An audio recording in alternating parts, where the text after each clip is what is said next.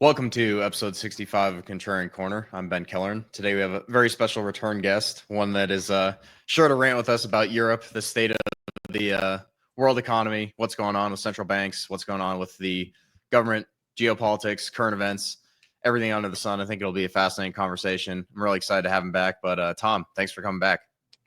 Thank you, Ben. It's good to chat with you, catch up with you as always, man. Yeah, I got to ask and sidestep a little bit. Which cigar you got going over there? I've been talking to some buddies. They got a nice collection.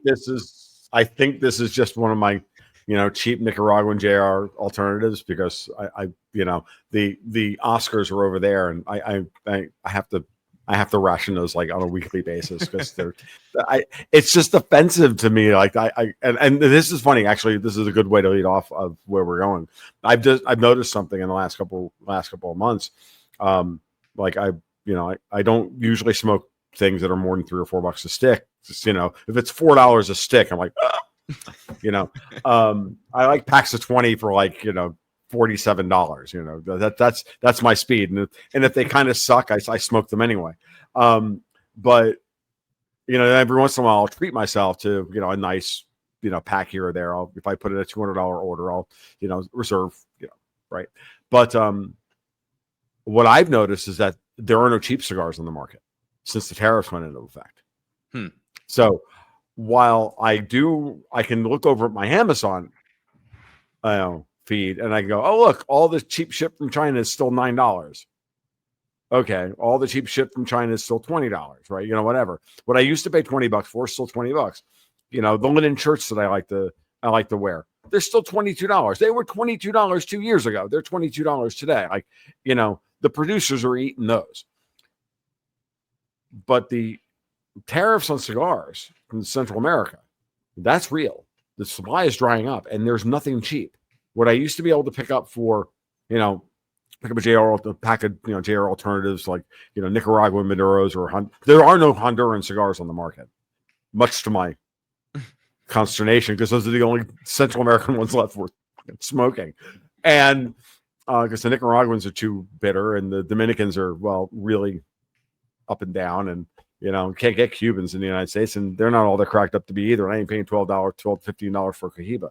So, but I just went to JR this morning, and like all the ones that I would normally be able to get for like, they're either, for a halfway decent price, they're either way too expensive and they're well over $3 or $3.50 a piece now. And they used to be able to get them at times for $1.75. And or they're just sold out at that price. And so now all that's left is like, now everything is going to four like the entry level cigar, even in bulk, are now, $4 a piece. Yeah. I'm partial to, was it Aging Room? I think they have a couple good ones, but anyway, we can get into it. Maybe start with tariffs instead of the original plan, because that kind of is throwing it out there. It is an interesting place to go and look at, because there's a bunch of in April you have a bunch of talk about end of U.S. exceptionalism. I probably heard that as many times as I heard safe and effective, but the way I kind of look at some of the stuff with tariffs is like, you see the headline, I think it was maybe a month ago, talking about, tariff revenue is actually like starting to roll in and hitting interesting highs, and you start to see deficits shrinking. You start to see some of the stuff actually going into effect. What's your kind of view on tariffs, how that might play out? Is it going to cause some massive global recession, or is it going to be kind of the first step in reorganizing the U.S. economy? I think it's the latter. The former is mostly, frankly, British free trade, central banking media nonsense. It's this whole, it's in theory, eventually tariffs will be a problem. Right. But the way I've come to look at the whole tariff scenario, and I don't just mean tariffs. When I use the word tariff at this point, now I'm going to mean all the food quality regulations that they put in place, these non-tariff barriers. Say, well, you chlorinate your chicken, so you can't sell that here in the UK, or whatever the fuck it is. Like it's all this. It's all just nonsense, right? If we cut a trade deal with the United States, I think it would be good to have some better food regulations here in the U.S. But sorry to interrupt. No, quality of food. Don't get. That's not what I'm getting at. Like it's like we have food safety regulations that make our food poor. Yeah. We could do an hour on how we've destroyed the family farm and the small meat processor because of the ridiculous amount of food safety regulations where the USDA has to be involved in everything, raising the barrier to adding a fucking butcher shop into your local town that can actually process meat or cut down an animal, and we can't afford it. So, so the small farmer like myself, who couldn't find any place to take a couple of goats to market, or to the processor to get anything done because there were no USDA facilities. And if they did, and if there were one, they were backed up 4 months. And if they were back, and then when you got in there, they wanted some ridiculous amount of money that made it unprofitable to even think about trying to get your goats processed there. So you wind up doing them in your backyard. Or you wind up taking them to the local taxidermy guy who mounts all the hunters' deer during, and then in the off season will process your goats on the sly for $50 because he's bored on a Sunday afternoon and he's not processing deer outside of hunting season. Ask me how I would know about this, right? But because we looked into it for years, and so that's one thing. That's one side of it, and that model exists between countries as well. And every time you even think about liberalizing any of these ridiculous regulations that have choked everything off, these same people who will, you say this, and I would sit at the farmers market and argue with these friggin' upper middle class midwit liberals who work at the University of Florida about food safety laws. I start to bring this stuff up, and they go, "Oh, but you can't roll anything back." Then we wind up with everybody dying of dysentery or something. And I'm like, I'm like, okay, then don't complain when we charge you $9 a pound for a chicken breast, because that's what it costs us to produce it and to actually show up here every day. No, you want it. You still want it for the same price you can get at the grocery store for $3 a pound. But you complain that the chicken you get at the store has no flavor.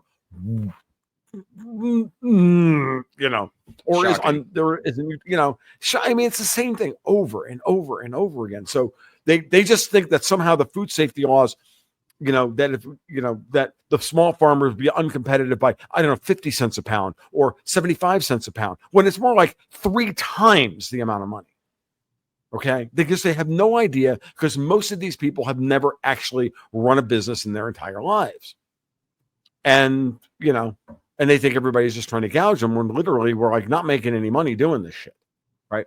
So they don't get it. They don't understand the cost of the regulation. They don't understand how, economies of scale work, and they never did. Well, I got news for you. Our regulators do, the large companies do, and so do, of course, the foreign heads of state getting lobbied by their big internal lobbies and all of that. So when you factor all that in to the tariff structure, that's what creates durable trade deficits. And durable trade deficits and durable trade surpluses are no different than commodity price arbitrages. Okay? There's a middleman between the supplier and the consumer, the producer and the consumer, that's either created a barrier for one versus the other so that you can't actually clear the market at whatever the price would normally be. And so you wind up with this massive arbitrage opportunity. Has anybody noticed, for example, that there's a $60 durable arbitrage right now between the spot price of gold and the futures price of gold? Been going on for a while now. There's a reason for that. That's because gold is trying to move. The guys who want future supply of gold versus what's being quote unquote sold on the spot market in the real market, it's completely out of whack. Someone's making money on the spread, and that money and that and then the gold market, because it's global, it just means that there's some form of geographic arbitrage that can't close because physical gold and futures gold can't clear, because people are willing to bid up the futures gold to get the physical gold, but there's no physical gold to be had, and therefore the spot price isn't moving. So the point being is that when you see an arbitrage opportunity like that, it means that there's a dislocation in the market that can't close, and there's usually some form of regulation in the way keeping it from happening. This is how Vince Lanci and I figured out that the U.S. was putting soft capital controls up around gold about 2 years ago, and we've seen this between the East and the West demand for gold. Same thing in the commodity markets. When you're and in the tariff markets, tariffs create or durable trade surpluses and deficits. And I'm not talking about between like a base commodity producer and an advanced economy like Nigeria and the United States, or Honduras selling cigars into the United States, or tobacco into the United States. That's all they produce. So there's always going to be we're always going to run a trade deficit with a place like Honduras or Panama or whoever when they're talking base commodities. But it's not a very large thing. But when you see durable trade disadvantages between first world nations that are both industrial powerhouses that don't close, that's regulation. That's effectively tariffs. So what Trump has done is said, you know what? We know you're cheating. We know you're taking advantage of us. We're not doing that anymore. 15%, 20%, 30%. That's what you take. That's what you're going to get. Like it or not, you're getting the horns, because we understand that you're running much higher gross margins on your end than we are on ours. And I've said this on other podcasts, and I'll reiterate it here. It's one thing to be the innovator in a space. If you're the leader in a particular technology, or you're, in fashion or whatever, I always use like, if you're Nike, right, then you have every right to charge high gross margins on your Air Jordans, because you did the market research, and you did this, and you did all the work to figure out what it'll take to get somebody to spend $300 on a pair of Air Jordans. If you're the Indian or Chinese knockoff company selling, Air Cordons, okay, you don't get the 60% gross margins or the 50% gross margins that Nike does, because you didn't do any of that work. You just took an Air Jordan, changed the friggin' logo, and shipped it out the door, and then sell it for $180 or $200 on Amazon, undercutting Nike by $100. Those shoes only cost 80 cents to make, or $4 to make, or $5 to make. Nike takes on all of the R&D and all the market research and the advertising and everything else, and those guys just get to sell garbage into Amazon at a higher margin. They don't deserve a 40% gross margin if Nike's getting 60. They should get 6. Yeah, because they're a commodity producer. Yeah, I was going to roll out the same joke I've rolled out a couple times when people mention China in the last couple of weeks. But you know what R&D stands for in China? Rip off and duplicate. Mm-hmm. So, I mean, you kind of look at what's going on there, but I think it'd be interesting to get your take on the trade deal with Europe and what's kind of like seems like a one-sided thing. It was pretty interesting to see some of the reaction from the variety of Twitter hot take generators. But what's your kind of view on the European trade deal, like tariffs, all that stuff there? Is that something that's going to stick, or are we going to have the fluctuating tariff amounts that has been? I basically started tuning out some of these headlines where it's just like, look, it changes every week. Like, I'm not going to pay massive amounts of attention to something that's going to be different in 3 days. So yeah, well, that's the one thing you should do. The basic framework for the deal is the deal was so lopsided. It was clear that von der Leyen must have gotten something from Trump in return on some other front. That's the first thing. The second thing is that Trump knew exactly where their pain point was. And the third one was, oh, by the way, Europe, you have nothing that you can offer us that we care about. And the idea of European, importance and insouciance and wisdom, and like they're just, I'm sorry, but watching the sneering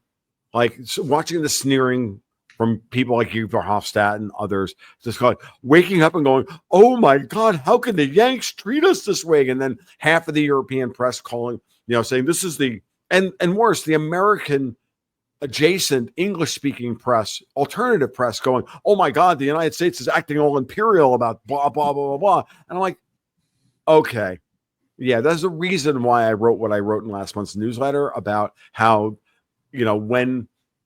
when your model is a bad one about how the world actually operates, that when something is discordant, as Ursula von der Leyen basically rolling over happens, you don't know what else to do other than defend your model and then yell at and then reveal to everyone just what it is that actually motivates you.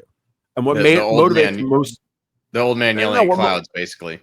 Yeah, it is kind of, but no, it's worse than that. It's they always hated America, and now we just found out how much. So, what do you think Trump gave in return for them basically taking it lying down on the tariffs? If you had to speculate, think we're going to find out over Russia-Ukraine. That would kind of be my guess as well. That's my worry, and it's a worry that Trump made a deal over giving the green light in some way to NATO doing what Martin Armstrong is screaming that they're going to do, which is to move a 250,000 troops into Ukraine and push towards a much larger direct confrontation between NATO and Russia. And I hope that that's not the case. I hope what it really came down to was I'm wrong about that, and that what really happened was Trump just basically summoned her in and goes, "Look, I've got you dead to rights on Pfizer, this, that, the biolabs, all these things. We know you guys stole. You know you guys tried to help Obama reverse the 2016 election and get me impeached. We know you stole the 2020 election. We know you stole 40 seats in the House in 2022, and we know you stole 40 seats in the House and it's 4 Senate seats in 2024. Those days are over. You work for me now." And then everybody else is like screaming that, see, Trump is just trying to, it's just American evil empire stuff. I'm like, history didn't start in 1951, and you really need to stop it. And I'm really disappointed. I mean, really disappointed with a lot of my peers in this space over this. I mean, I really am, because, it's not like we didn't have this conversation in an honest form for the last 4 years. And yet here we are. And look, I'm over everybody hating on the United States. I really am. I'm over it. If you guys want to get out from underneath these horrible and horrific old European structures that emanate from the Vatican or City of London, or pick your friggin' poison. I don't care. The Rothschilds, this one, that one. I don't care. They're all related in some way, manner, shape, or form. I like to use the catch-all phrase Davos. It's just an easy moniker that was helped, and this is where Jeffrey Epstein helped set all this shit up. Okay? Like, it's all connected in some way. Everybody's kind of right about this stuff. But don't kid yourself. That group is in trouble. And you're literally carrying water for them by saying, "Oh, no, it's the United States that's the problem." No, it really isn't, folks. Americans don't want this. Americans just voted against this. Okay? And Donald Trump, in many ways, is still doing what needs to be done in order to get us out from underneath that. But he's not going to do it in such a way that it's nice and we're all going to hold hands and sing freaking Kumbaya. It's geopolitics, folks, and it's it's hundreds of years worth of embedded self-interest by some of the most evil, inbred, and disgusting people who've ever walked the face of this planet. And do you think that mob fight is going to go down easy? Do you think there's not going to be some Tommy guns involved? Do you think they're not going to push back? You think it's all just going to be, well, we won now, so I guess, we blew up the Death Star, so, that's it. Everything's cool, right? And everybody forgets that, that was episode 4. And then the heroes got their asses kicked. And now it's episode 6, and episode 6 isn't nearly as good a movie as the first 2. There's a metaphor there, folks. It's a more complicated story than that. And, just because George Lucas punted on writing a halfway decent screenplay for Return of the Jedi doesn't mean that we have to. I think so. If I could jump in, the one thing that I'll add too is that I think when you see everyone getting worked up about Epstein or like some of these different things, or Obama's in the news all of a sudden because they're supposedly going to go after him, I think everyone's just kind of waiting for like the ropes and guillotines, or like the actual punishment to start for some of these people that have done heinous things or basically deserve to, like, everyone's like, oh, they should rot in jail for the rest of their lives. I'm like, that's not what I would be doing. But I think the problem is, until you start holding people accountable, people will just be like, okay, yeah, that's great. You have dirt on Obama. Like, fantastic. Like, what are you going to do about it? Right. So maybe that's an interesting segue into Obama and some of the stuff that he is responsible for, as far as like the Russian files and the actual collusion and all this other stuff. See, the thing is that what's this phrase, hold them all accountable for? Who do you hold accountable for? How do you get this done? Who do you go after first? If you want to get the kingpin, do you just walk up to John Gotti and put him in handcuffs and take him away? Or do you work on dismantling his organization for 20 years until the day comes when John Gotti doesn't have an organization anymore, and then he goes to jail? Because while everybody is like out on Twitter venting their spleen because of Epstein or this, or even again, I'll shout out to my friend Steve Murray. Every day he posts up on Twitter, 191 days without a big arrest, 192 days, or whatever it is. I'm like, yeah, and Steve, and I know Steve knows this, and I know what he's doing. He's doing that in order to try and push the ball forward, to try and put the pressure on to get something done. But you don't actually get anything done that way, because Pam Bondi, Kash Patel, any of these people can't move on your timetable. They can only move on the timetable that they're allowed to be, they can move on based on the pushback that they're getting within the organizations, which are all immunized against anybody actually pushing all this shit out into the light. And the people who are complaining about the most, that are the most disappointing, are the ones who are supposed to be teaching everybody this very point. Like, these are the people that know, because they worked in these organizations. They were there. They know how bad it is. I had to talk Larry Johnson off the freaking ledge one night over the same thing. I mean, I get it. Everybody is anxious. Everybody wants something to be done. Everybody wants to feel like Trump hasn't betrayed them. The bigger question, or Bondi or Patel or this one or that one, and giving in for the clicks is the wrong way of going about this. Yeah, you want it done. Yes, you want it to happen.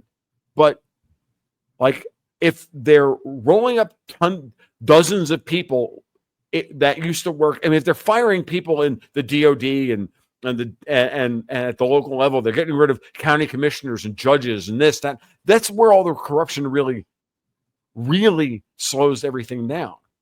And they were all told from the beginning, every goddamn one of them, slow down, we'll just wait Trump out and all the rest of it.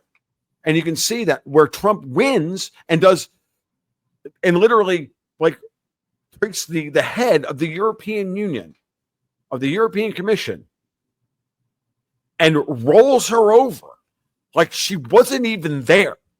Like he turned to her and said, "Hey, I want you to roll over and show me your belly."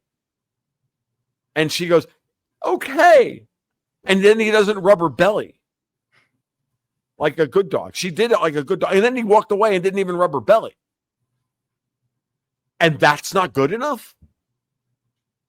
Like, seriously, that's not good enough? He just proved to you that he's in charge of that part of the situation. But there's a whole administrative state that has to be dealt with. And this isn't 5D fucking chess to anybody listening to my voice right now. Luongo's doing the fucking typical Trump thing. No, you just don't fucking get it because you've never actually done it. And you know goddamn well how hard it is to get this shit done. You just don't care. Now, you want to be the Fremen and go, then fine, put your skin in the game. Stop bitching about shit on Twitter and go build something. Otherwise, just watch it play out. And I have also another answer to that question, to that perspective, is very simple. What alternatives do you have? Yeah. Maybe this is the best you're going to get. I think it is, to add to your point, I think it is really a question of order operations, because the alternative is basically like just burn it all down. Hey, Like let's that's punish Trump and put Chuck Schumer back in charge. yeah, that's I don't think anyone wants to see that. But speaking of How about President AOC?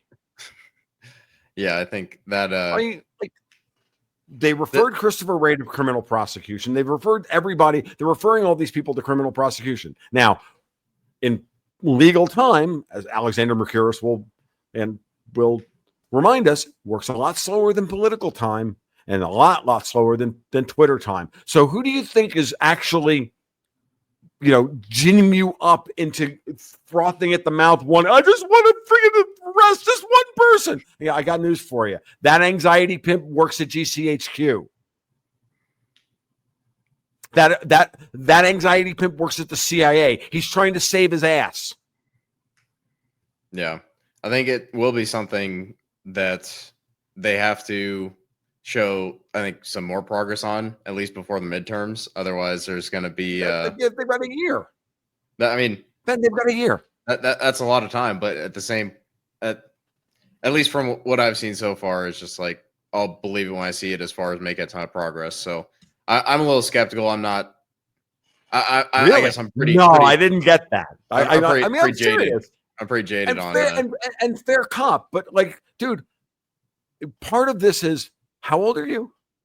30. Okay.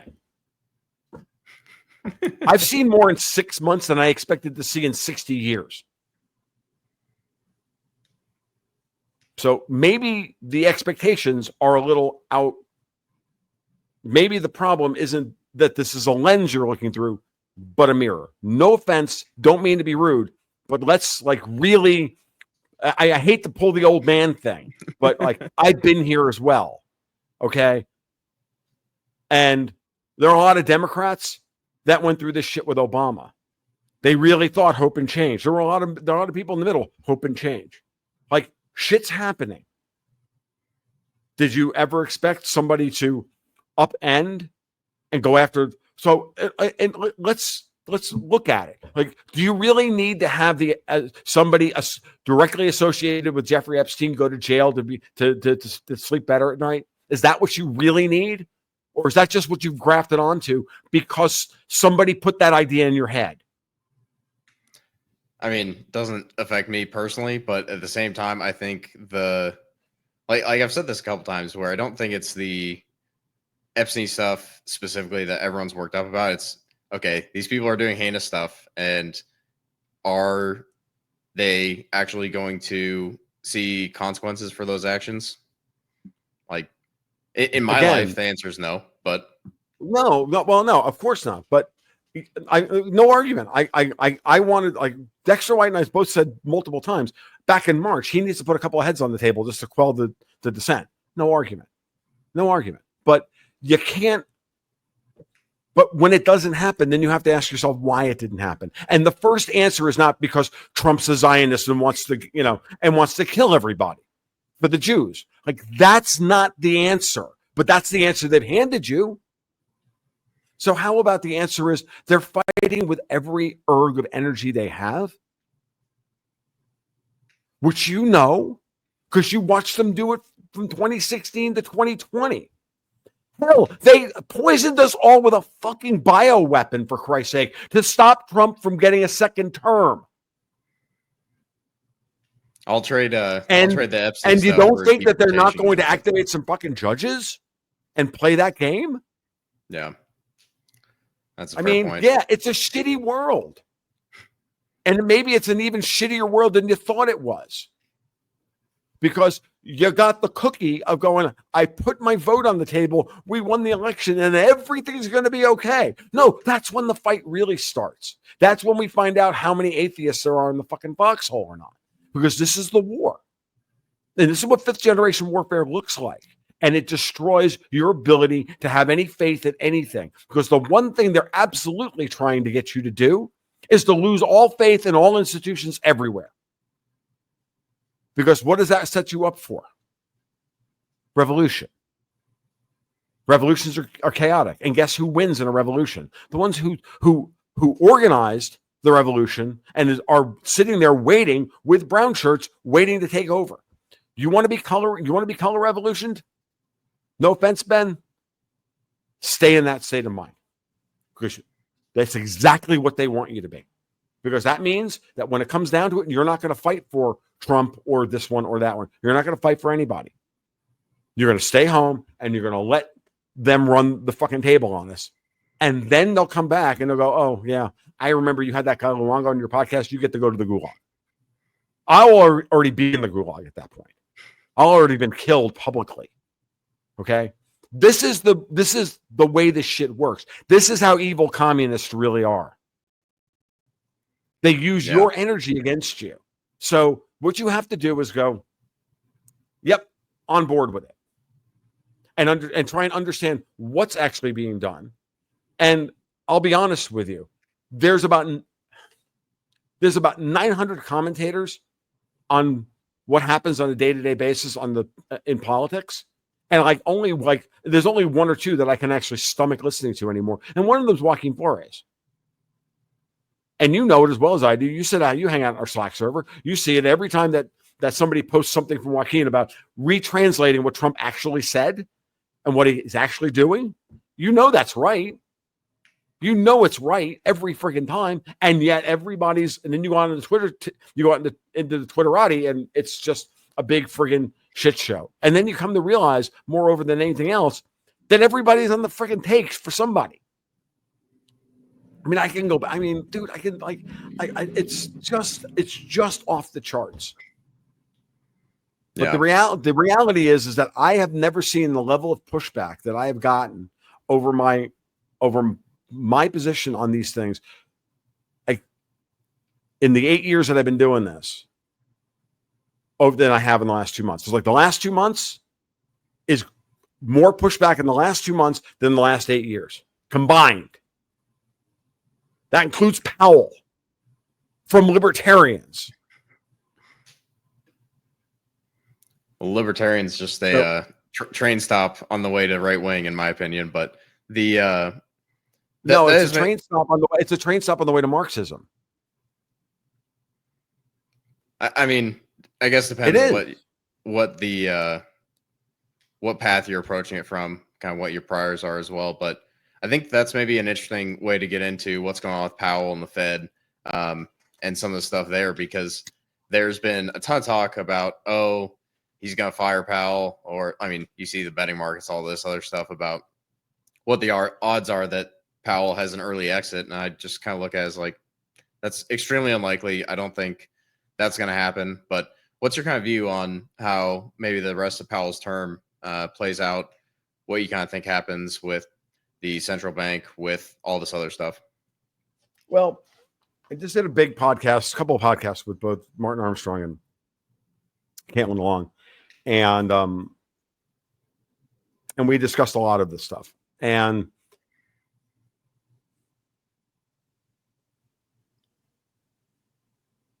let me put it this way. Talking with different people about what I think is going on and getting their reactions to it have been interesting. I have my position on this has not changed. I think that for the most part, Trump's long-term goal is to reform the Fed in ways that libertarians could only dream. Which is why I'm like, Thomas Massey is dead to me, and for the most part, so is Rand Paul. Unless he's also playing a game, a role in this whole psychodrama, which he could be. I will leave that out. I will leave out hope that Rand Paul is not a complete and utter moron. But Trump is clearly prepping the stage for a complete reformation of the Federal Reserve. In this corner of the internet, which is a small corner of the internet, right? The Fed is already understood to be a big part of the problem, right? Alternative voices, even alternative mainstream voices, people who are considered alternative mainstream. And that would be people like Jim Bianco and Daniel DiMartino Booth. They are not your standard They are edgy to the normal space. Then there's me, right?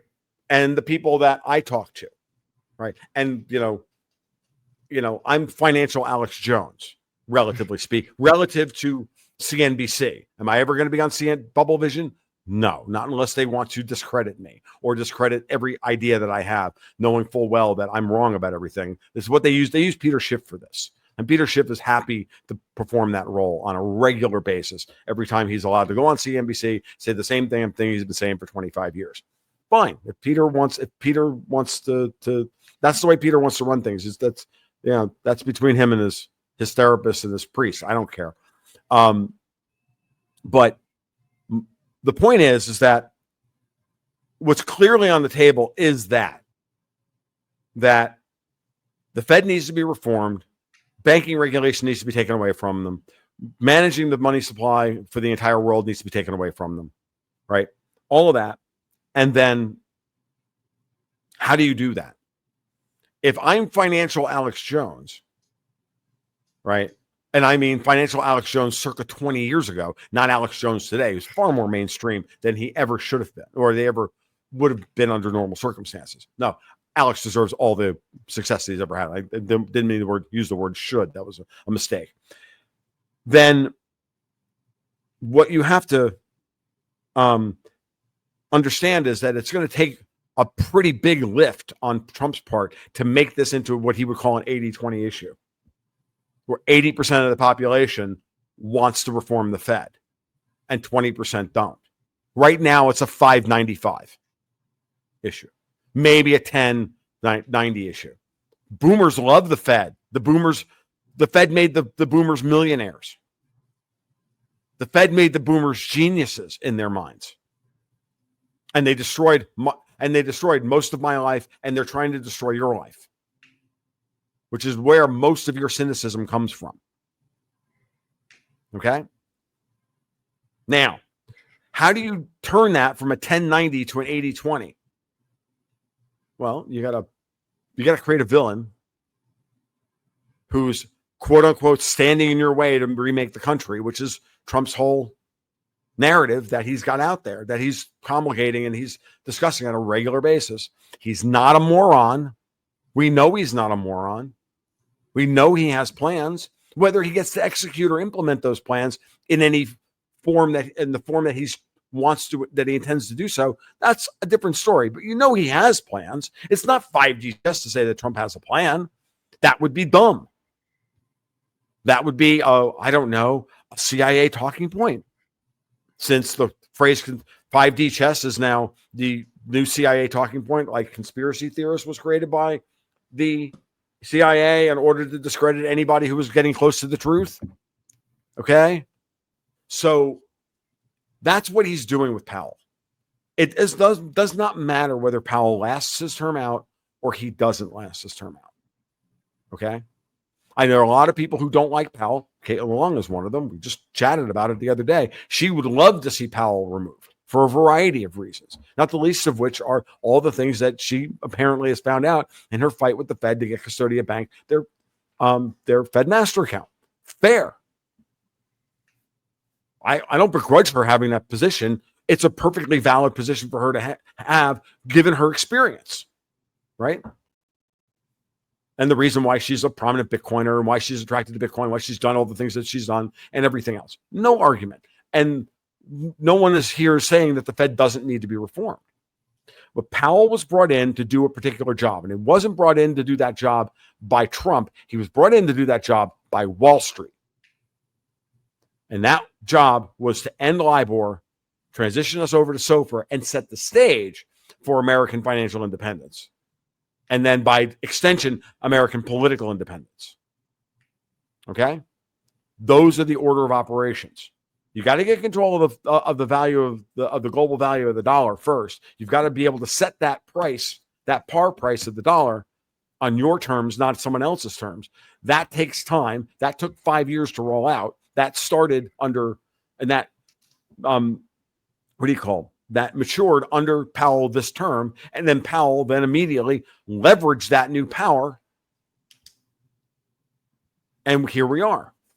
But Powell, being a more than 20-year veteran or 30-year veteran of working at the Federal Reserve and being a junior member of the FOMC and everything else over the course of his career, I don't know whether he believes in the Fed's mission or mandate or anything else anymore. I don't know. As Scott Besson said the other day, sometimes when a guy's in a job that long, the job becomes the job takes over. The place itself takes over, relative to who it is that you want to be. So is Powell still defending some of the Fed's power? Institutions? Probably. Does he have the same problem as the head of the FOMC that Donald Trump has as president? That there are verticals within the FOMC and are within the Fed itself, and there are information silos and institutional bias and inertia and all this stuff that he's trying to fight? Maybe, or maybe Powell chose not to ever even fight that, and that's the layer that, for example, Caitlin Long could have run into while Powell was literally involved and cared about all these other things. Or maybe he was just the absentee landlord who was just interested in interest rate policy and the balance sheet and didn't give a shit about what was going on behind the scenes. Maybe. I don't know. These are all good questions, and maybe they'll come out one day as to what Powell did and didn't do. Most likely he'll write a memoir at some point and explain some of the shit, and the historians will care. But what's important is that he's the perfect scapegoat because he's the head of the FOMC. He's ultimately in charge of interest rates. That's what he's in charge of. He is not in charge of everything else. The chairman is in charge of interest rates. Period. Not much more than that. So, because of that, so he gets to be Trump's perfect villain because his term is nearly over. His job is mostly done. And what Powell keeps saying over and over again, if you listen to him very carefully, he says, Fed's got a dual mandate, full employment, stable prices, and we've got our 2% inflation target, something Jerome Powell was never a big fan of when Bernanke just kind of sprung it on them one day, just before the 2008 financial crisis. So, and I don't know if Powell's a Keynesian or he's not a Keynesian. I don't care. But what I can say is he's going to be gone in some amount of time. He could leave soon. He could not leave soon. Trump's got a rest of the Federal Reserve that's even more woke or even more communist than Powell is. So you replace Jay Powell with who exactly? And who are you going to get through this Senate that gavels in every 3 days to keep Trump from doing any recess appointments? He still doesn't even have half of the people in staffing his administration that he wants because he's got a traitorous Congress. And you want heads to roll. You've got a Department of Justice that was literally weaponized against every conservative in the fucking country and the IRS for the last 20 years. And you want heads to roll in the first 6 months. I think everybody has gotten their eye, as my mom used to say when I would go up to the buffet, your eyes are bigger than your stomach. Yeah. Okay. I want it all. So Powell's going to leave. Most likely he will serve out most of his term. He may leave before May. But you have to pick a new Fed chair. Figure out who's the right person that you can get through and sandbag through this Congress, or get enough leverage over the senators that are going to betray you on this. And there's at least a half dozen, not 2 or 3, in the Senate that will block an off the board Fed chairman. Because the last attempt of the Davos crowd to extend and pretend and wait out Trump is to get their Fed chairman in place in 2026. Because if they get their Fed chairman, they'll finish the job of undermining everything that Powell's already done. And will reverse SOFR the same way that Keir Starmer's been doing everything he can to reverse Brexit. That's the way they operate. They don't ever lose with grace. They just keep trying to figure out ways to win after they've lost. Okay? And so, it's like I say it all the time. It's like the terrier that won't submit. Do you ever own a terrier that's in a bad mood and you try and get it to submit? If it's a freaking pit bull, it's nearly impossible because they can literally bite your arm off. I got a 12-pound terrier that refuses when he's pissed off and he's been challenged. He won't submit to the 90-pound Maremma, who can literally put him in his mouth and carry him around, and he will still fight like hell because he doesn't know how to submit. Yeah. Well, I got news for you. That's Davos. So that's the environment you're operating in. So what is Trump doing? He's setting the table for reforming the Fed. And I don't know who's going to be Fed chair, and I don't know when they're going to enter the scene. But the one thing I can tell you is that Powell is going to begin cutting rates because the data is now incontrovertible that the economy is rolling over. And he will set the policy change, most likely at Jackson Hole, and then we'll go into September. And if he doesn't do that, well, then Trump may fire him for cause. And then we'll find out. But, I pushed back on Caitlin the other day when she called him a never Trumper. And I'm like, yeah, no, don't overstate the situation. Powell may not like Trump because Trump's been an asshole to him, but don't call him that. That I don't believe. That I don't buy at all. Yeah, so I guess the follow-up questions I have as far as your view on what the long-term goal is for like structure of the Fed, what they can and can't do, all that stuff. Like, what is their goal there, and how does Bitcoin, stable coins, like Ripple, all these different things that are starting to look like they're going to play a bigger role? Like, one take I've heard is that stable coins are pretty close to a backdoor CBDC, which I think there's parts of it that make a little bit of sense, but others are I'm just like, yeah, no, it's not. I've heard that. I've heard that argument. I don't buy that argument at all. I don't think that's what they're trying to do at all. But yeah, well, that's why Marty framed it the other day. Oh, well, we can't, we can't have the Fed have we can't have the Fed have a CBDC because somebody have to issue a search warrant against everybody's bank accounts. I'm like, well, no, you can just like force people to sign a waiver that waives their Fourth Amendment rights. You know what I mean? Like you can. But then that would just open up constitutional challenges, and that would be a shit show. To that point, I would agree with Marty. That would just open up an unbelievable shit show. So what do? You offload that to the banks, who you regulate, and you can tell them what to do. That's how we've done everything else. I'm not saying that we shouldn't guard against that or we shouldn't be worried about that. But the bigger framework, and I prefer to think that if we're aware of these worries and this stuff, then we absolutely will, define the limits as to what can and cannot be done. And that's on the negative side of things. On the positive side of things is that the entire idea of the Genius Act and the Clarity Act together portend a complete end run around the Fed to decide on what the monetary system is going to look like and what the money supply is going to look like. And that's going to be determined by the market at the local level and allow community banks and local banks and regional banks to actually compete with large banks. We actually, again, the Caitlin Long's arguments in the podcast that we did the other day, episode 225 of the Gold, Ghosts, and Guns podcast.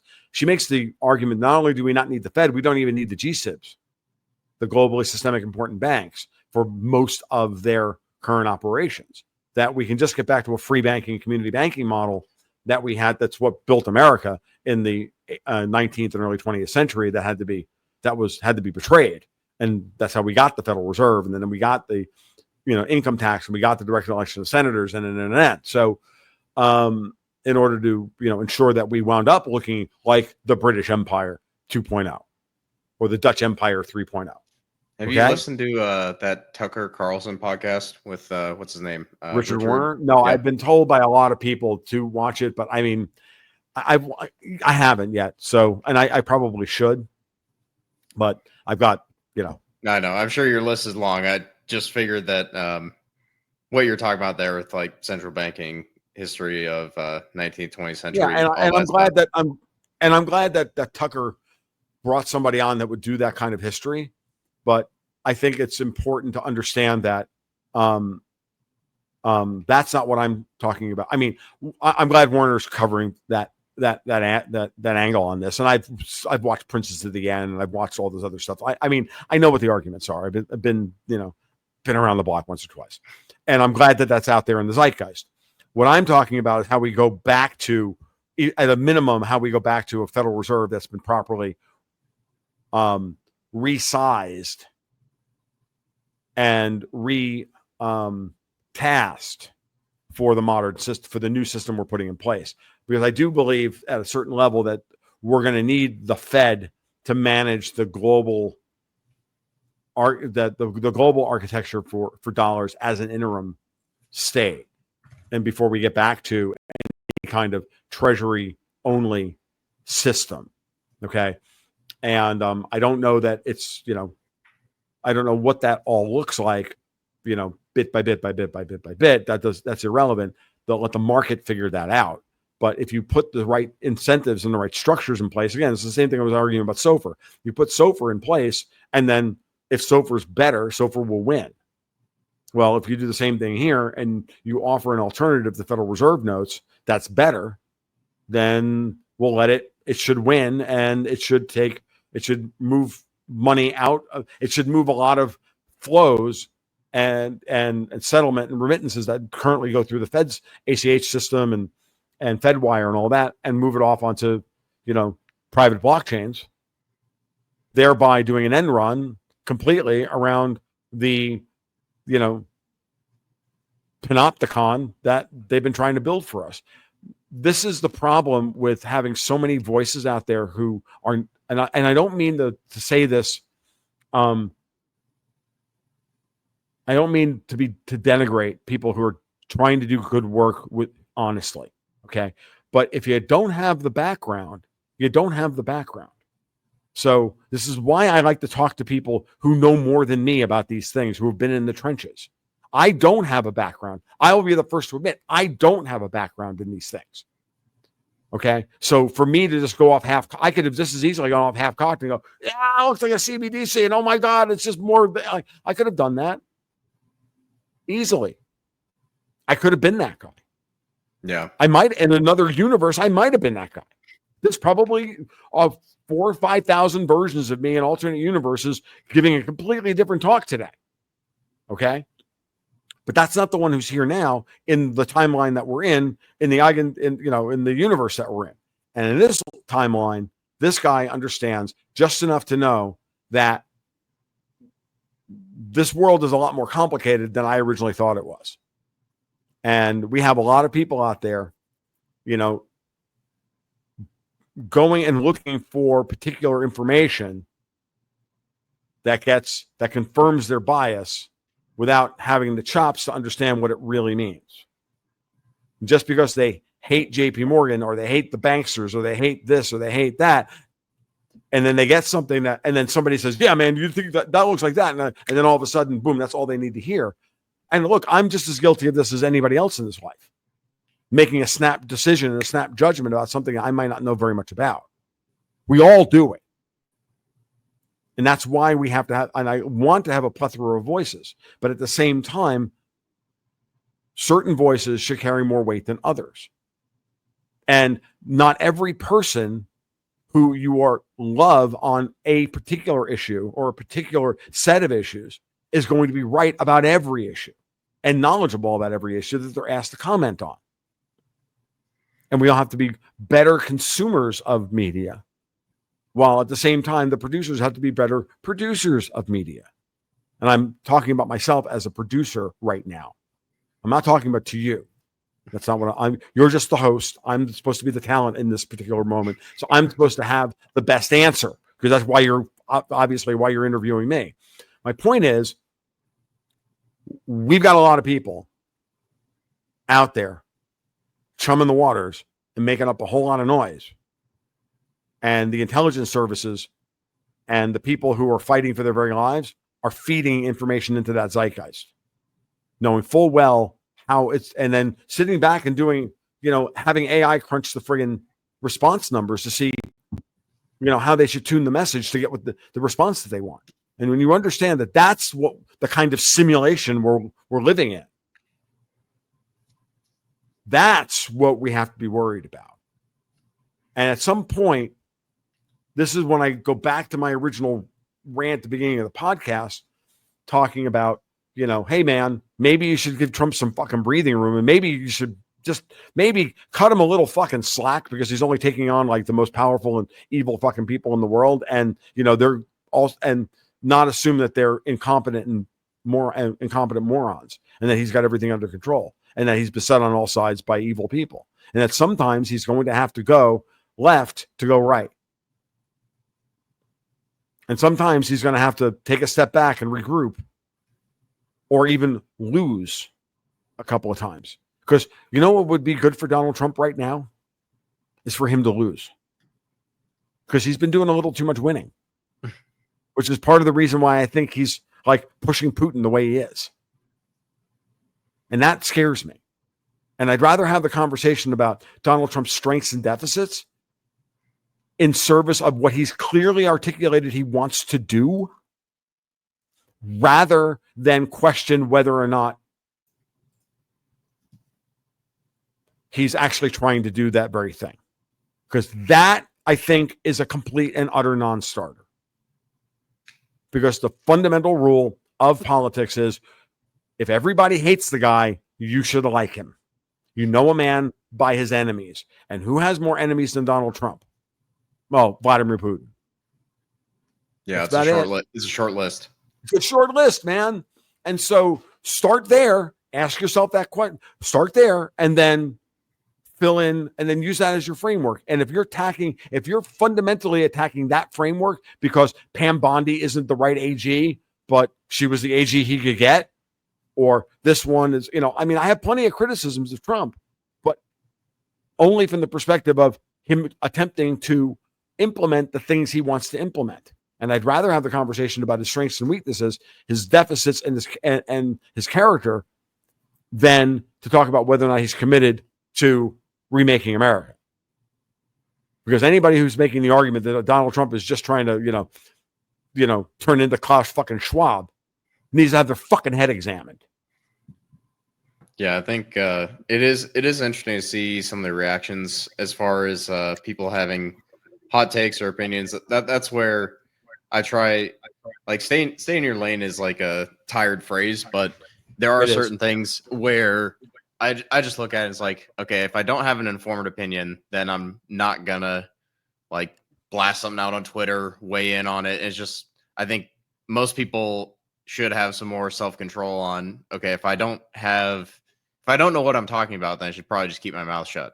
Like, I think that'd be a good rule of thumb for a lot of people in the kind of, I guess, social media, financial influencer, whatever you want to call it, space. Right. So, no, I agreed. And, I know I annoy a lot of people because I have opinions about everything. Well, I generally have an opinion about everything. Well, it's because I know a lot about a lot of things. But the things I don't know about, I don't try to press myself off as an expert on. Like, I still will say to you on a regular basis, I'm no bond guy. And yet I talk about bonds all the time. I'm no currency guy. But, why? Because I don't trade bonds and I don't trade currencies. I don't understand really how these guys structure their trades. And neither do you. You know why? You're not a currency trader. That's why. And I'd love to sit down, and I do every once in a while. I'll have a conversation with somebody who really does, or what will happen is I will start talking about something on a podcast, and I can't tell you how many times this has happened to me. And I welcome every time it happens, which is I go on a podcast, I say something, I'm in the ballpark of being correct, but I'm not quite correct. So then some expert, some guy who does this shit for a living, who watched the podcast and went, Tom, great presentation, but here, you're this is not the way the trade was structured or whatever. Perfect example of this was back during April with the whole basis trade blow up after the tariff tantrum. And everybody ran with the idea that first it was a Japanese yen carry unwind, which it wasn't. Then it was the basis trade. And that narrative hit the airwaves the same day that I watched all the cross market stuff that made me think it was the Europeans doing it. I went out there, beat the drum for a couple podcasts. And then about about 3 days later, probably that was all happening on like Monday, Tuesday, Wednesday of that week. By I think Friday or Saturday of that week, I got a long DM. I got a couple of different DMs from a couple of guys who both said the same thing. No, I don't think it was the basis trade, but it's similar to it. But it was they were attacking the SOFR strip, and then they explained that phrase to me, and they explained how that worked and how the trade worked, because they were literally watching it in real time because they were at their Bloomberg terminal trading, right? And I went, thank you. Awesome. I appreciate that. So the next time I went on a podcast, I went, oh, by the way, I was wrong about X, Y, and Z, but I was in the right ballpark. And then I explained it differently. And then you move on. And part of what we all do is we're all trying to, get a better sense of what's happening. We don't have all the answers. We just, and we present our version of reality to the world, and then the world picks and chooses how much of that reality, that version of reality fits their model. But, and then we move on to the next thing, and it should be an iterative process towards knowledge and illumination, right? That's what we should be doing. So with that said, Ben, what the hell's going on in oil? Because now you get to be, for the last 20 minutes of this podcast, I've already ranted enough. What do you think is going on in oil? Because I think it's really interesting with what OPEC did yesterday and what Trump is trying to do, and whether or not any of this is going to be successful, given, oil struggling above $70 a barrel. Yeah, I think my kind of view is that right now we're laying the foundation for, I think, what comes next, whether that starts back half of this year or whether that's sometime in 26, I think is TBD. I'm kind of starting to think it'll be Q1 or Q2 of next year if I have to put a timeline on it. But I think when you see what's going on with rig count, you see what's going on with OPEC now that they're done with their voluntary production cut, easing, whatever you want to call it. I think when you see all this stuff start to happen, and I just had Wilson from HFI Research on the other day, and he, I guess early last week, and he kind of laid out a pretty compelling case that oil is going to be roughly, in the U.S. production is going to be 13 million barrels a day, and that's where we'll kind of end this year. And I don't think you have any case for raising production anywhere below $70 a barrel. I think it's flat to down at those levels. Could it go higher at 80, 85, 90?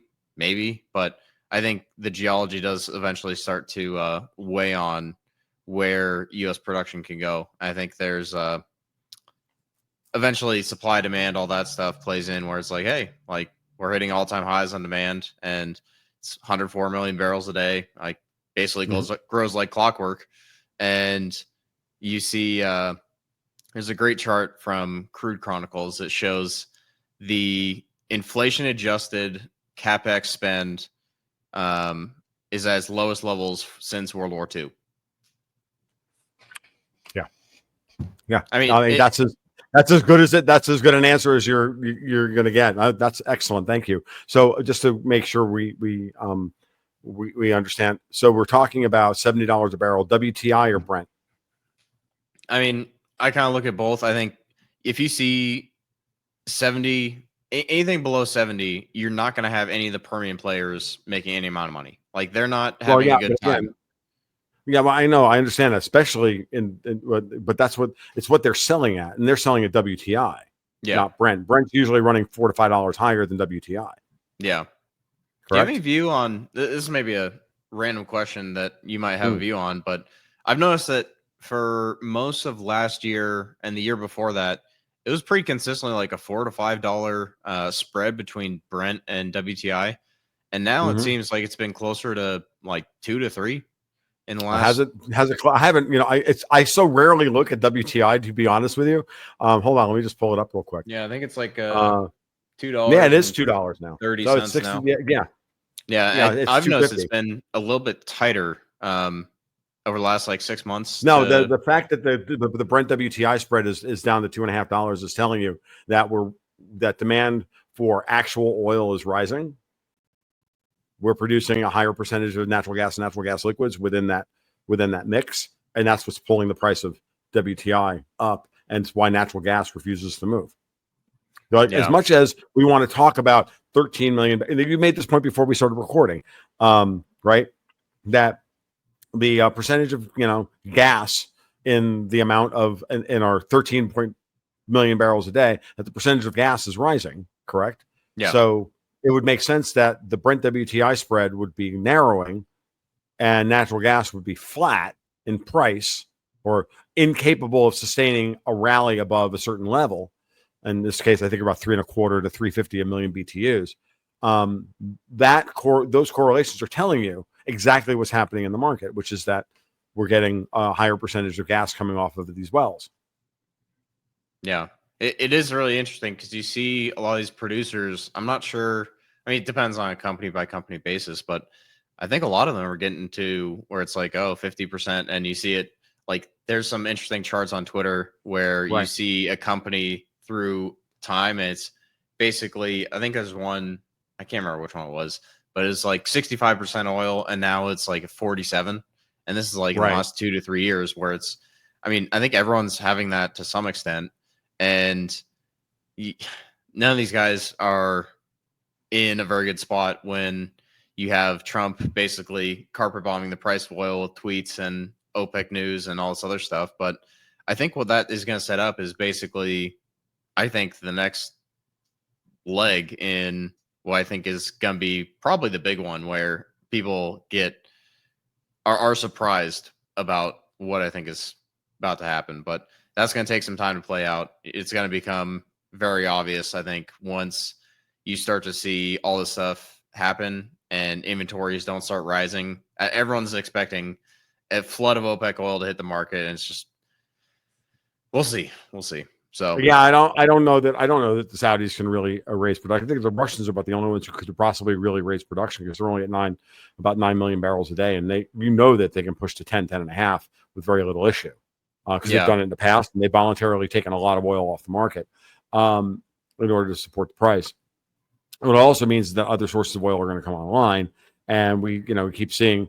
I just I'll be honest with you. I every time we get into something like this, the peak oil guys will be nodding and going, "See, this is why the world's running." And I'm like, "No, the world's not running out of oil. The world is running out of oil at $60 a barrel. Well, it used to be 13. Yeah, but in an inflation-adjusted basis, oil is 15% more expensive than it was in the 1970s.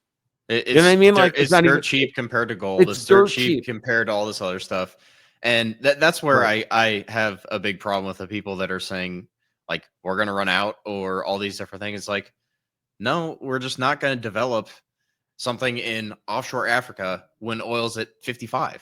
Like we're just not going to start that project. Or even we're so, and we've also voluntarily taken a lot of U.S. potential supply off the market by not developing Alaska, not develop. There's the oil California. off the coast of California, the big ones, right? Yeah. And then there are other ones that we haven't tapped yet, even domestic ones within the lower 48. Canada's been mostly offline for a long time, and so the bigger question about the oil market has been the reason why we've been looking at this dirt cheap oil scenario is because everybody was expecting, Davos to win and us to not use oil to move shit around the world for transportation and anything else, and that it was all going to fall off. And we were going to move to EVs and nuclear power and all this other nonsense. And I'm like, that's cute. Your Tesla still runs on coal. Last I checked, because that's where a lot of marginal demand or marginal electricity production occurs in the United States. Until uranium is producing 25 to 30% of our national electricity, we ain't moving to EVs, and we're never going to move to them anyway, because there's no good reason for filling out the last mile. It never has been. It's always been a bad argument, but it was something that was being pushed on us, and regulatory schemes were being forced on us to force production costs to rise, right? And this is, I think, the big issue. And I'm not saying that. I think, we have one of two options. You can get and again, this is something you and I were talking about before we hit record. And you rolled your eyes at me a little bit, and that's perfectly reasonable. I have no problem with you rolling your eyes at me. I like people disagreeing with me, contrary to popular opinion. But which is that we either have to get the Permian guys to the point where they can be break even at 55, which I don't think is really healthy for the world anyway. I think lowering their costs, right? Period. Their whatever you have to do cap table wise in order to make it cheaper for them to get out there and drill wells. I applaud. But at the same time, we either have to do that or we have to get really comfortable with $3.50 a gallon gasoline and $75 a barrel oil, which is where I think I've been arguing for forever.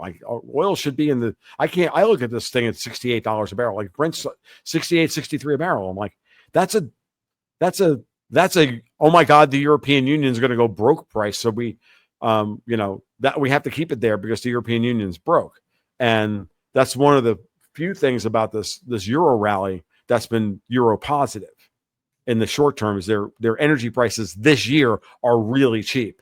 Strong euro, depressed price of oil, and they're buying it still at a discount probably from the Russians through the Indians by proxy, right? Because the Indians are probably getting it from the Russians for like $45 a barrel, refining it or whatever, marking it up to 60 and then reselling it to the, and they're still getting it at a discount, right? And that's because of sanctions and all that stuff has to go away so we can actually see oil, find its true level. And either, the commodity producers, the big oil producers will just lean in and start expanding production in the places where their cost per barrel is obscenely low. They're still producing for $9 a barrel, by the way. Especially with the ruble at 78. You want to really hurt the Russians, push the ruble back into the 50s at this price and watch the Russians come to the negotiating table tomorrow. But you leave the ruble in the 80s or the 90s, forget it. It's insane. It's just dumb. So yeah, I think and if Putin fires Nabulina that's actually a more interesting story. Is what happens if Putin finally gets tired of Nabulina's bullshit at the Bank of Russia? Excuse me, and fires her, and the new person comes in and cuts interest rates in Russia to 10% or 9% as opposed to 18%. Watch the ruble drop to 100, and Trump has. Well, that's exactly what would have to happen. Yeah, so because the ruble at 78 is actually too strong. Yeah, I think it is interesting. That's maybe a good way to tie all this stuff back together with the euro, the dollar, oil, all these different cross currents. Because I think my view is that, secular long-term view, is that the EU is going to collapse sometime in the next 5 years. Some of my buddies think I'm nuts for believing in that, but I mean, I basically told them look, this is it just is. It's not more like 18 months.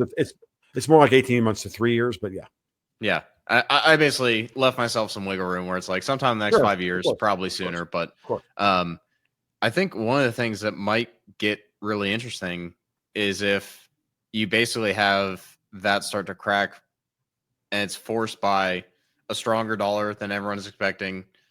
Stronger oil prices everyone's expecting, and something in Ukraine where they either don't get the result that they are pushing for or don't get U.S. buy-in to back them up or whatever it may be. But I think it is kind of interesting to see what's going on there. I just don't see why everyone's assuming capital is going to flow out of the U.S. into Europe or into some of these places. You can make a pretty compelling argument for something like South America where the valuations are cheap and it's commodity based economies, but Europe, I still don't get it. No, I can't see either of those places for two reasons. One, they don't have the ability to absorb the capital. I'm sorry, the valuations in South America may be cheap, but so is the societal infrastructure to be able to handle that kind of capital flow. There is no other place than for it to go than to China. Period. The Russians can't handle that kind of capital flow. You're talking about $25 or $30 trillion worth of actual, like, where is that money going to flow without affecting price? That's that's when the capital that's the when argument is capital it affects price, but that's the most important part of the whole thing. When capital flees, when people are fleeing out of fear, uncertainty in one place, they're not worried about a return on their capital. So they don't care about valuations. What they care about is the return of their capital. They're just trying to park money in a place which is relatively safe. And I'm sorry, but I'll take the American legal system as dysfunctional as it is currently over everybody else's every day of the week and twice on days that end in a Y. Yeah. So, well, that rules out China too, to your point, where China might have the size, but I mean, you might or might not own vaporware if you own a Chinese stock or whatever it may be, right? Might. Well, again, and that's the big, one of the arguments I've made for a long time is about, or one of the, not arguments, but about conjectures, like a potential model for explaining the order of operations. I just said that, Martin Armstrong is famous for saying that by 2032, China will become the destination for the world, because after the war in the West, after any war in the West, the money's all going to flow to China because they'll have nowhere else to go, because China won't be involved in the actual war that's unfolding in the second half of this decade.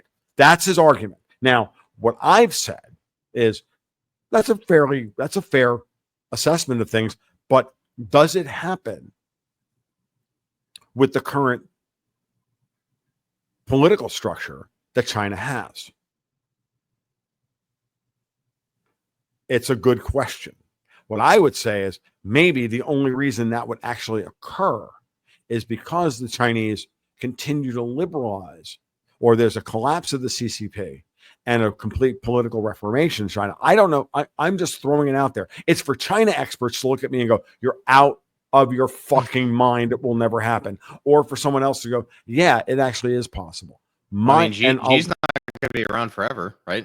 Who comes after him? And Xi, again, I make an argument about Xi that I think is similar to my argument that I make about Powell, which is that he was hired to do a job. His job was to trap all of the Western capital that thought they were going to come in, create a new class of oligarchs to take China over and destroy it, and then take it over. That was the whole the Davos locust theory. They go into a place, they wipe it clean. The financialist kill chain argument, the VM Burlingham, really comes down to they're locusts, and they go in and they wipe a place out, and they suck all the capital out of it. And then when they're done with that place, they got to move the money that they stole. They got to move it somewhere else to go suck that place dry. Well, they were clearly sucking the United States dry and Europe dry, and going to move all their money over to China. And that's what the first 15 years of, or first 10 or 12 years of the 21st century looked like. Maybe you can even argue the second half, like from 1995 to like 2012, 2013. Then Xi comes to power. And Xi has brought the power because Xi is not a globalist shitbag. Xi may be a communist. Xi may be, a believer in the whole, CCP, PLA, all of that stuff. And that makes him unacceptable to we Americans who value, who are looking at this from a moral perspective or something along those lines. But from a purely pragmatic Chinese perspective, you bring a hard motherfucker like that in to go medieval on the Jack Ma's and the rest of them who thought that they were going to become the oligarchs of China, the same way that the Brits thought they were going to install Boris Berezovsky in Russia to steal Russia from the Russians via Bill Browder and all those guys, and then they wound up with Vladimir Putin. And if you don't think that Putin and Xi didn't have that conversation when Xi came to power, I have some very nice bridgefront property in Brooklyn I'd like to sell you. You should DM me after this podcast is over. Now, I want you to also understand that if you don't think Donald Trump and Vladimir Putin haven't had that conversation as well, then I suggest you get your ass off Twitter and stop listening to libertarians who don't know anything and start interfacing with the realpolitik of the world. Because what I see on balance with all of what Trump is, I see far more evidence of what I just said about Trump than I see any counter arguments. But of course, we live in a world where if I can find one little counter argument, that collapses your whole thing, man. You're wrong. Yeah, the world doesn't work like a logic problem, Spurg boy. It doesn't work. It's not black and white. It ain't black and white like that. It isn't a series of if-then statements, boys. This isn't fucking code. You know, there's a lot of on-error go-tos in geopolitics. I don't know much about. I got my first computer in the 1980s. Sorry, and yeah, I did a lot of programming in BASIC, and you know exactly what I mean when I say on-error go-to. There's a lot of that. That's like geopolitics in a nutshell. There's more on-error go-to statements than there are if-then statements. Just saying. Yeah, I think it is something to like think about when you have people that get so laser focused on one issue, whether it's what's going on in the Middle East, what's going on in Ukraine, what's going on in some of these places. And I think at the highest level, like the way I kind of look at it is like you have these different factions basically showing up and fighting over what kind of the next 5-10 years will look like. And it's always funny to see people be, I guess myopic is the right word, about like some of these issues where they look at that to the exclusion of everything else. Mm-hmm. Yeah, no, myopia is a very good thing. Look, this gets into, are we dealing with people who are left brain dominant versus right brain dominant? Are we looking at, when we reinforce, like there's certain things about these fucking phones and all of this stuff that reinforce a kind of left brain, they force a left brain dominance. Moreover, what's the left brain really good at? The left brain is good at, like, the right brain identifies the threats and the left brain is the targeting reticle, right? It goes, that's the problem. And then, aim small, miss small. I'm going after the Jews. I'm going after this one. Hey, man, I got mine targeted right at City of London. No, I ain't living in no glass house, man. I have a left brain that's like laser focused on that. I agree. Perfectly reasonable. Got a hammer. It's a nail. And all my nails are British. Right? Okay, yeah. Fine. That being said, you're up in City of London, and you'll it's basically the same thing. Yeah, but my point being is that you have to, and you realize also that when you do enough study on this, and you realize the left brain is also capable of completely overriding the right brain, especially in times of high stress, especially in when you're dealing with large amounts of dopamine hits, and when you're getting that feedback mechanism. Physically getting a feedback mechanism from your endocrine system, it becomes very, very difficult to break out of that. And then the right brain atrophies and is not listened to because the left brain is like a terrier that turns on its switch and won't submit and will drown out, what you're seeing. And then you're dealing with brick walls. And that's the way purity spiraling happens. That's the way people lose their perspective on things. And we all do it. To a greater or lesser extent. We all need to be course corrected. I do it. You do it. We all do it. Part of what what's gone back and forth in this podcast, and, Ben, I like you. I think, I want to see you succeed. I don't want your cynicism to overwhelm your ability to do analysis, which is why I had to, pull the old man routine on you earlier. And I mean that sincerely. I think I think your heart's in the right place, and I think you're going to do good work. And I want to help you keep the process of leveling up, because I know what it looks like when you allow your cynicism to overwhelm your ability to do analysis. You got to keep a little bit of hope in all of it. You got to keep a positive framework on this, because what you put into the universe is what you'll get out of it. And if you put nothing but skepticism and negativity into the universe, well, I got news for you. You're going to get skepticism and negativity. And so you have to kind of balance those two things out and let those things reverberate and let them gestate. Trump's listening. Believe me, he doesn't like going to a rally and getting booed. Okay? He doesn't like it. He hates it. That works to your advantage, right? So, I'm not saying we shouldn't put the pressure on him. I'm not saying we shouldn't tell him, look, we want to see heads roll over Epstein, over Obamagate. Personally, I think the goal is Obama. And if you're going after sitting president, that's a big lift. But you go after Obama, and it means that if you systematically go after all the people that are the architects of the pyramid that insulate Obama from, retribution, eventually the Jenga tower falls down. Well, I think that to go back to the, and he sits at the top of that Jenga tower. To go back to the midterms too, like if you do that in the next, call it 18 months, like what's left of the Democratic Party if you get Obama and all of his support beneath him? Right. Like it's a crater. Honestly, it's a smoldering crater. Right. It already is a smoldering crater, and I think this is the point we really have to remind ourselves on. A year is an eternity in political time. Trump has so many moves that he can make to get some people back on his side. Like it's, that he's lost over the last, over the last 8 or 9 weeks. The truth of the matter is that he's more popular now with the normie crowd than he ever was, because he basically solved Israel-Iran without getting us really involved. And it showed, I'm sorry, but that I'll be honest with you, I didn't think he could pull that off, and yet he did. I didn't think he was capable of pulling that off. He showed me something in there. I'll be honest with you. He showed me a deft enough hand, and the bigger problem for him is thinking that he can do the same thing with the Russians.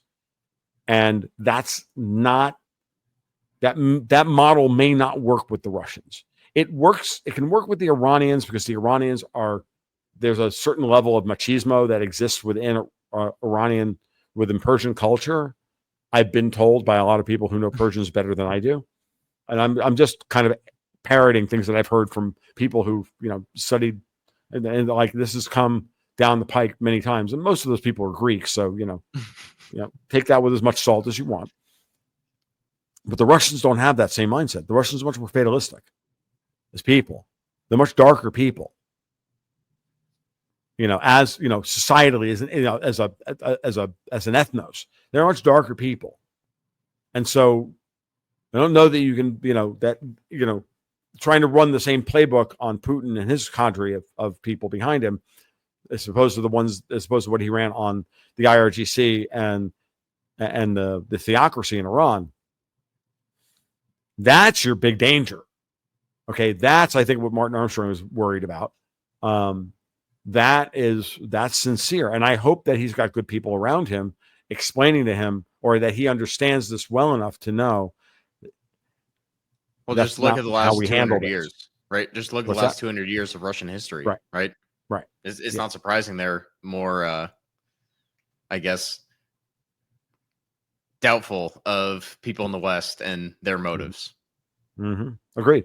Yeah. They should be. They should absolutely not trust us 1 inch, and that's going to be the problem. And that's part of the reason why, Putin's not giving Trump an easy out over Ukraine. Because, Trump wants an easy out for a political win in order to be able to put it to bed and move on. Putin's like, this is a much bigger problem than this, and you have to understand that. And, and Trump hasn't shown yet that he fully understands it. And he's also got, the political reality of trying to craft as good a deal as possible, because, he is still thinking in terms of, I think he's thinking around the end of NATO and the end of the European Union, and what the world's going to look like when it's Russia, China, and the United States carving up the world, right? And he doesn't want to be in this position of, I don't know. I hope he makes the right decision. I think the best way that he can navigate that is to see Putin as his potential fulcrum. The United States on one side, China on the other, and Russia's the fulcrum of the teeter-totter to keep everything in balance, because both countries really do need the other one at a certain level.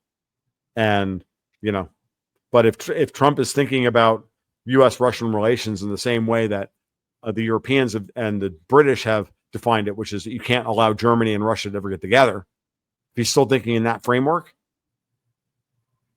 he's got a problem with his perspective, and we should watch for that. And I don't know if he's deft enough to pull it off. I don't know if he's enough of a student of history. I don't think he is, but he has surprised me in the past. So I'll just leave it at that. Like you were saying with some of these checks and balances and the power that you see in Asia or Europe and some of these different places. I think one of the things that's interesting is how gold kind of feeds into that. And your podcast obviously is named Gold, Goats, and Guns. So I figured I would have to ask you about it while I have you. So what's your kind of view on gold, where that's headed? Is that going to become a central reserve asset for whatever financial system changes we might be looking at over the next several years? Yeah, I really do think that gold is moving towards the financial system, not away from it. I think that's very obvious. I think it's going to wind up being some version of tokenized gold or something. I mean, it's a complicated question, and it will take more than the wrap up on the end of the podcast to discuss this. This is going to be an ongoing conversation over the next 4 or 5 years, I think. But with central banks now being close to 20% of global annual gold demand, it's clear that everybody is adding to their gold reserves because they know that ultimately they're going to have to settle up their trade imbalances and in gold at a certain level. The gold may not move physically except to go from account to account. It all may be tokenized, and it won't be an ultimately trusted or trustless system, as the Bitcoin guys would like to talk about, and how, that may be superior, but it doesn't matter. There's the world that we live in, and the biases of the people that make up the world.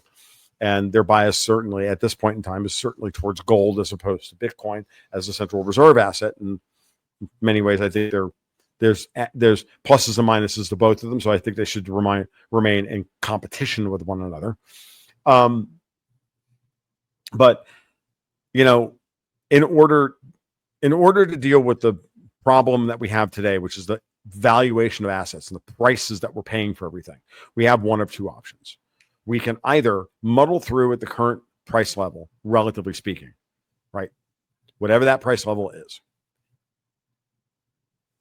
But that will require, but we don't have enough collateral in the system to keep that system from imploding at current asset prices. So the collateral has to rise in price. If the general price level is to stay the same, then there has to be a higher reserve percentage of collateral assets. And gold only rises, the gold demand or the gold supply rises at less than 1% a year, and it's not going to change anytime soon.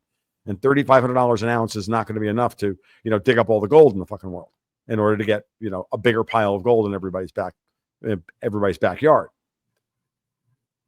$10,000 an ounce gold, that changes that number a lot, and also allows for the kind of standard 1% to 2% rise in gold output year over year.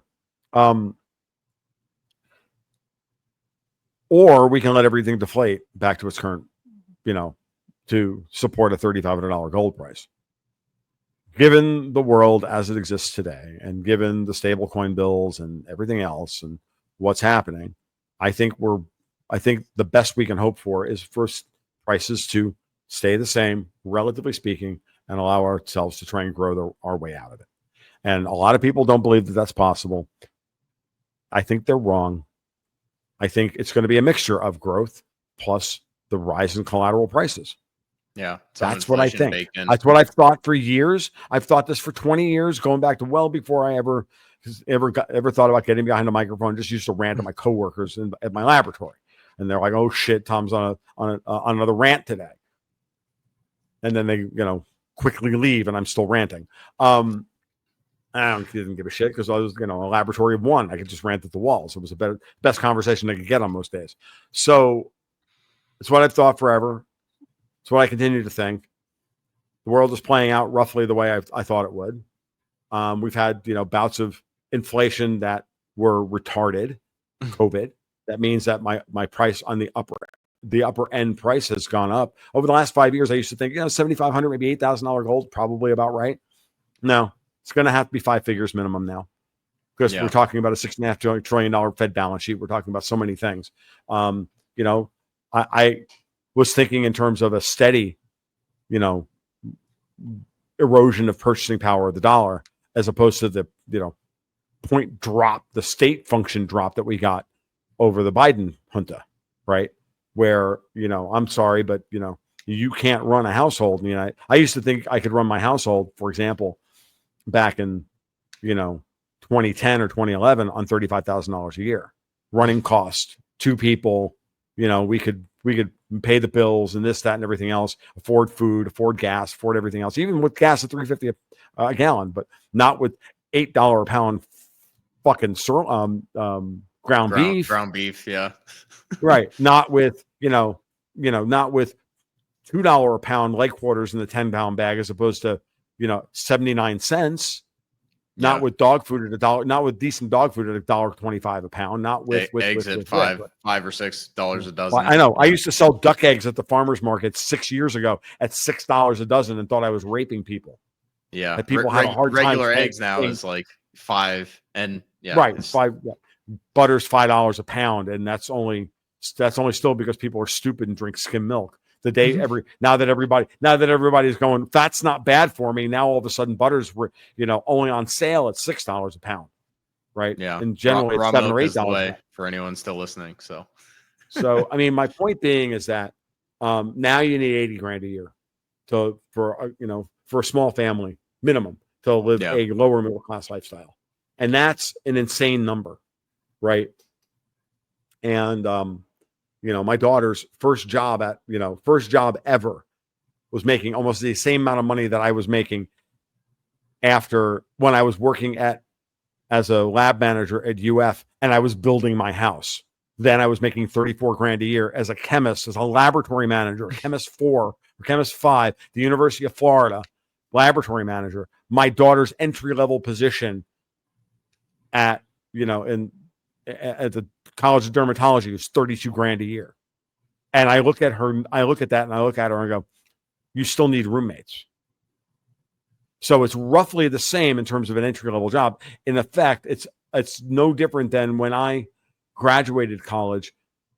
My first job, I made 16, 17 grand a year coming out of college as a bench chemist at a local environmental lab. My wife was working. I was working part-time going to school. She was bringing some money home, and we could live kind of okay. But honestly, life got a little easier when we got a roommate. In a little 2-bedroom townhouse. I'm like, well, we can rent out the second bedroom. We're not using it for anything. 900 square foot freaking townhouse with 3 people living in it. And, trying to make ends meet. And I had gotten a raise to 20 grand. Okay. Those are the numbers that people are. When I look at the numbers for what they want in rent down, for example, down in Gainesville, I'm like, there ain't no way anybody can afford to live in any of this shit. So we have wages have to rise 25 or 30% minimum. And the cost of home ownership has to drop by 20% minimum for this whole thing to be sustainable. You can do that, and you can slice off those percentage points year over year, getting rid of taxes, getting rid of regulations, changing the investment structure, lowering interest rates a little bit, watch house prices come down, 1% or 2% a year for a couple, the general price level come down. It can happen. It's going to take 5 years. It's going to be a decade's worth of stagflation. In that environment, gold goes to 10 grand. Silver, much, much higher too, I think. No, silver does what silver's going to do depending on industrial supply and demand. I'm thinking roughly my first price target on silver in just any kind of rational rebalancing of the silver market is a spike to $80. We'll see where it corrects to after that, after it breaks through 50 and it goes to 80, and then it'll probably correct back to 50. What it does after that, I'm not in that business. I don't have crystal balls. So we'll just leave it at that. Yeah, fair. I might have big brass balls, but I don't have crystal balls. Yeah. So silver's always color joke to end the podcast. Yep. Silver's always interesting, but I think where we're at now, it still represents one of those, at least as far as physical precious metals, where I think there's still a lot of upside to be had over the next 3 to 5 year window. Oh yeah, no, absolutely there is. There's no argument about that. It's the question of there are different supply and demand dynamics. Yeah. Silver is a different metal completely. Yeah. It should not be lumped in with gold. It may acquire monetary character over time if we can't expand the gold supply enough in order to satisfy the collateral need. It may be pulled back into the monetary space, and if that happens, well, then Katie barred the door. I don't know what the upside price on silver is, but I'm not forecasting that. I'm just telling you that if this, then that. Yep. Don't ask me what the probability of if this happening is, because I think it's kind of low. But yeah, if it happens, mazel tov. I'll be, paying off my house. Yeah, I'll cash in some of my physical silver at that point Sure. too. But and I also think silver will peak before gold will. By the way, silver will peak first, and then silver will go through a series of because it's a much more volatile market. It'll go through a series of really volatile spikes, face melting rally, and puke, face melting rally. Yeah, exactly. And as it stair steps up, go look at what happened from 2004 to 2011. Go look at you want face melting rallies. I've got them for you in silver, from 4 to 7, from 7 down to 5, from 5 to 12, and all the way up to 50. I saw them, I had them all, and I bought every friggin' trough along the way. Yeah, I might have been buying, a green tube because that's all I could afford. I just told you how much money I made back then. It wasn't like I was throwing 20 grand at this, because if I did, I got news for you. I wouldn't be humping it doing this shit for a living. I'd be, playing bad jazz drums somewhere and hanging out in a cabana. Like, the fuck this, why should I have to do this shit and make myself crazy every day? I could actually, go do something that relaxes me. So, yeah. No, I think, to segue into my traditional closing question, something that relaxes me every once in a while is reading. I do have to ask the closing question of what book should I add to the reading list. I haven't gotten around to Ubik or some of the Philip K. Dick ones yet, but if you have another one to add, I'd be curious to hear it. It's funny. I am currently rereading all of the Thomas Covenant series. I'm having to slog through the One Tree because the second series is, especially the One Tree, is not Donaldson's finest hour. I'm a huge Stephen Donaldson fan. I think he's so very good, but every once in a while, everybody writes a book that's not particularly great. On the other side, I'm also rereading, or actually trying to make it through Chapter House Dune, because I really do think that while I know that the later Dune books, that would be from God Awful or God Emperor of Dune forward, the quality of the writing isn't nearly as good. The quality of the thinking about where we're going is why I'm rereading them. And I'm rereading them to get an idea of where Herbert's head was in the 80s after having watched everything play out that he forecasted in the 60s when he wrote, 60s and early 70s when he wrote the first 3 Dune books. And then we get into the mid 80s and he's projecting out where we're going. And it's interesting what I'm talking metaphorically speaking here, what he came up with. And it's part of the reason why I'm reading it again. I say this, I keep trying to read Chapter House Dune. I'm finally just listening to it on audiobook, and it's actually better on audiobook than trying to actually read it, because all it does is put me to sleep. But that's an interesting read from that perspective. And then there was something else that popped into my head the other day but that's really where my head is right now. I'm trying to project the societal shifts that are coming and how that then plays in, metaphorically speaking, into the big slot into the big picture. And if worse comes to worse and you're not sure about how nasty the British are, you should read Richard Poe's book, How the British Invented Communism and Blamed It on the Jews, because that book's fucking amazing. So we'll leave it there. Yeah, no, I appreciate you coming on. Definitely gave me a lot to think about, and I'm sure the listeners will have the same thoughts after listening to all this, and hopefully they make it this far. I know some people don't always do that. Oh, make it an hour and 45 minutes. That's a little long. Yeah, but I figured the conversation we had will definitely be illuminating on a bunch of different topics, whether it's financial markets, current events, all these different things. So really appreciate taking the time and coming on. Of course. And I'll obviously put links up for anyone looking to find his stuff. You guys should be able to find his work already over at Gold Goats and Guns. But I think with that, we'll be wrapping up. Thanks for stopping by, and we'll see you next time.